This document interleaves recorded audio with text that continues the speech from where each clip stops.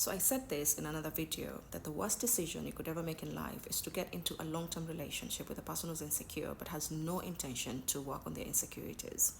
And so the reason for getting into a relationship with you is so that you can serve as an escape from their insecurities, so they never have to face them or work on them. And so the function of that relationship with the person who's insecure is for you to make their world wonderful all the time. That can be very exhausting. And so initially you might not notice anything wrong, but when disagreements begin to arise, as they usually do in all normal relationships, that's when you begin to see it. So when a disagreement arises in a relationship, a person who's insecure is quickly going to distance themselves from that disagreement instinctively. And they're going to push that disagreement as far away as possible from them and close to you, so that now that disagreement is no longer an interpersonal disagreement, is no longer a relationship problem, but a you problem. Because if they have to acknowledge that this is a relationship problem, this is a problem that's affecting both of us in the relationship, then they have to look into themselves to see what part they played.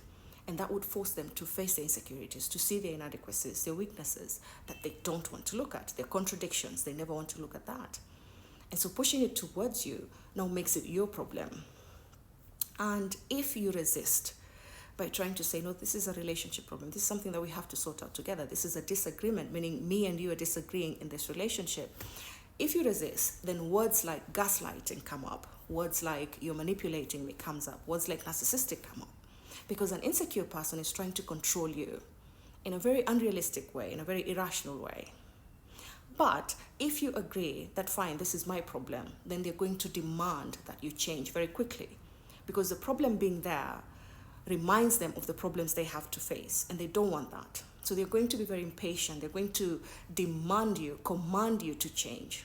So in a relationship with an insecure person, you find yourself changing things about yourself, changing beliefs that you had, changing attitudes, changing friends, changing so many things in your life just to please them. And it's never enough. Because like I said, a person who's insecure most of the time has a very distorted view of reality. They don't see reality as it is. They see it in a very inaccurate way, very unrealistic way, very irrational way.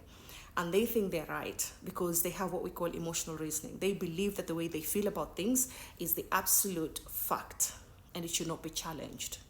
And so when you're having a conversation with an insecure person and you disagree with each other, that disagreement is going to be quickly turned into a you problem, so that it's no longer a relationship problem, so that the person who's insecure doesn't have to face their own insecurities by acknowledging this person, this problem, as a relationship problem which they are part of. And so conflicts never get resolved, but you find yourself going the distance, doing more, sacrificing, all these things for the relationship, until you lose yourself.